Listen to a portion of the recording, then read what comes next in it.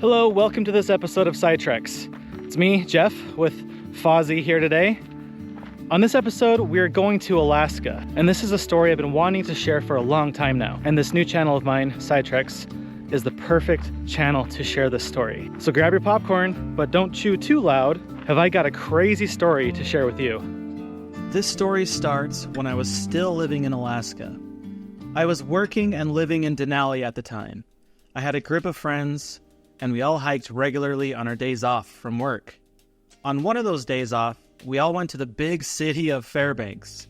We were driving down dusty roads, trying to find an old gold dredge that was abandoned in the middle of nowhere. And we were going off in some weird directions, all from some random website I came across. And I thought we were close to the dredge, but what happened was we took a wrong turn. We found a mysterious road that went into the forest, and we followed it for a bit, and we were very surprised to come across an old mining area. We saw a bunch of really cool old buildings and artifacts, and after we explored the mine, we came back and told a few friends of our trip. One of our friends knew someone who was a longtime Alaskan miner and still owned a mine in the Fairbanks area. Our friend spoke to the mine owner, and he was more than happy to give us a personal tour of his own mine. And so the next week, we packed some flashlights, went back to the Fairbanks area to begin another mine adventure, and we weren't sure what to expect. The drive to the mine owner's house was a beautiful one, and we ended up driving through this really tall birch tree forest to meet up with our guide, whose name is Mike. Being complete strangers, I wasn't sure what kind of tour we would get, but Mike gave us an amazing narrated tour with all the personal insight that made the visit even more fascinating. Mike explained that his mine has been in his family since around the 1930s.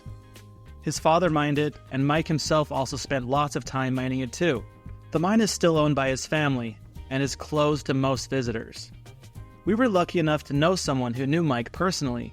And he welcomed us with open arms, like gave us tea, gave us snacks, told us a lot of the backstory, and we were ready to go. The mine was located down the hill from their house, so we piled in his truck and drove down Mike's property. We arrived at this flat area where all the mining took place. There was a cabin, and inside was a living room, kitchen, and even a bedroom. But towards the back of the cabin, we could see the entrance to the mine. Mike said that back in the day, he used to give tours of the mine.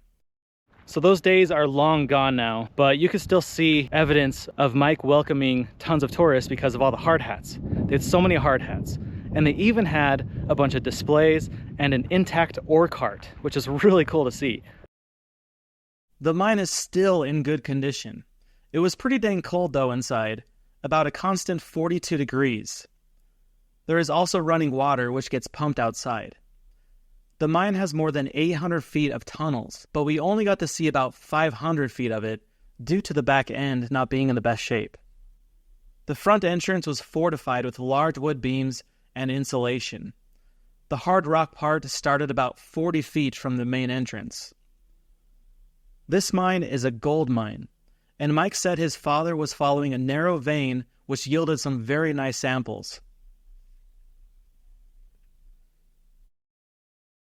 And this mine isn't the biggest mine I've been to, but it played an important role in lode mining in Fairbanks. Most of the other tunnel mines in the area have long been caved or sealed shut.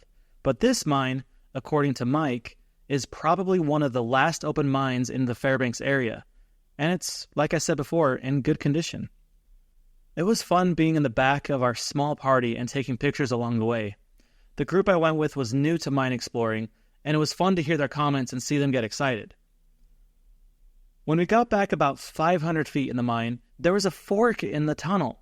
We came to a room with 2 metal doors in it on the side. Having prior experience in exploring mines, I thought this was so odd. I had never before seen anything like this. And so we asked Mike, what in the world is going on here? Like, what are these doors for?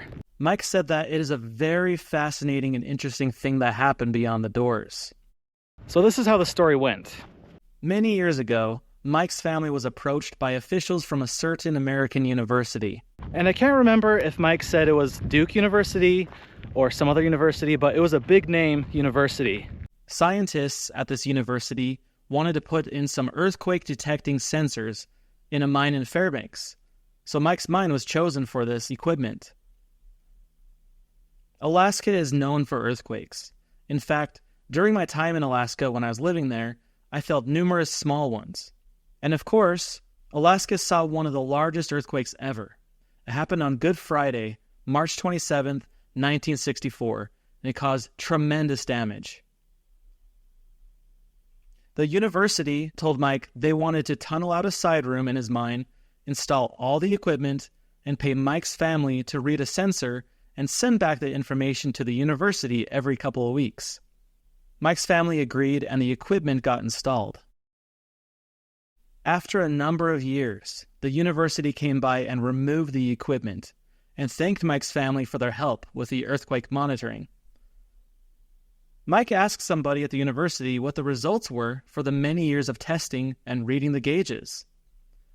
Someone from the university said that the equipment they installed wasn't for detecting or studying earthquakes.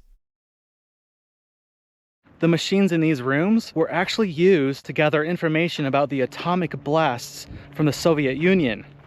Isn't that crazy? They installed underground sensors that could detect atomic bombs from thousands of miles away. And Mike's family thought they were just monitoring earthquakes in Alaska. Mike never did hear anything else back about the secret project, but this story is something I will always remember. After seeing this strange room, you could see where the equipment was left, with these little imprints in the ground. Mike doesn't keep much in there now, but just the thought of machinery going on in here while Mike and his family were tunneling away is really interesting. We go back outside to the main tunnel and go down a little ways more where our tour ended at a small dam.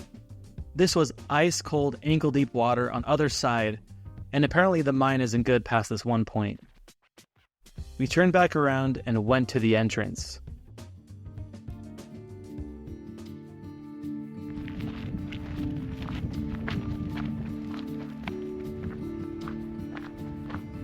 Thanks for joining us on this side trek.